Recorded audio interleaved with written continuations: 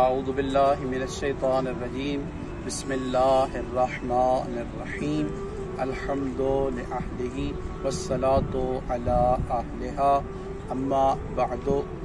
ناظرین گرامی قدر، سامعین محترم، 4 شعبان المعظم ولادت باسعادت حضرت عباس علمدار کا دن ہے۔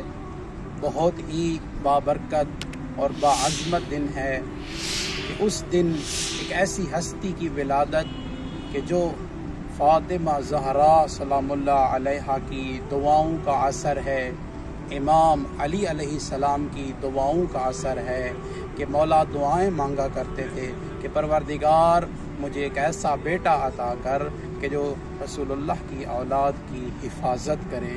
اس ہستی کی ولادت کا دن ہے، اور 4 شعبان کو ایک عمل ہے کہ جسے اگر کوئی انسان پریشان ہے تو پروردگار اس کی پریشانی کو دور کرے گا۔ اگر کوئی اس کی وسعت کو طلب کرنا چاہتا ہے تو وہ یہ عمل ضرور بجا لائے۔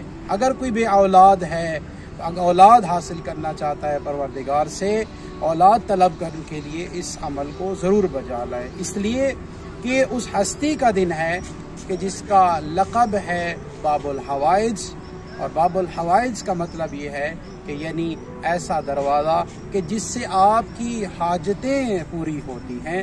تو اس دن کا عمل یہ ہے کہ آپ نے 4 شعبان کو نماز فریضہ کے بعد جو ہے نا زیارت حضرت عباس پڑھنی ہے، اور اس کے بعد 2 رکعت نماز ہدیہ کرنے کے بعد پروردگار کو حضرت عباس کا واسطہ دینا ہے، اور اس کے بعد جو ہے نا پروردگار آپ کی دعاؤں کو رد نہیں کرے گا۔ وہ زیارت کے جملے کیا ہیں جو آپ نے پڑھنے ہیں اور جس کے ذریعے اللہ نے آپ کی دعاؤں کو قبول کرنا ہے، وہ ہیں السلام علیکہ یا ابا الفضل العباس، السلام علیکہ یا ابن امیر المؤمنین، السلام علیکہ یا ابن سید الوصیین، السلام علیکہ ایہا العبد الصالح المطیع للہ ورسولہ، السلام علیکہ یا افضل الشہداء، السلام علیکم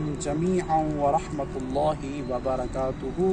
یہ زیارت کے جملے پڑھنے ہیں، اور اس کے بعد 2 رکعت نماز ہدیہ کرنا ہے، اور اس کے بعد دعائیں مانگنی ہیں۔ پروردگار حضرت عباس کی واسطے سے جو دی گئی دعا ہوتی ہے اس کو رد نہیں کرتا۔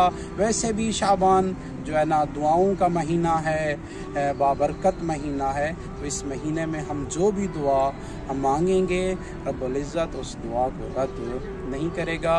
السلام علیکم ورحمۃ اللہ۔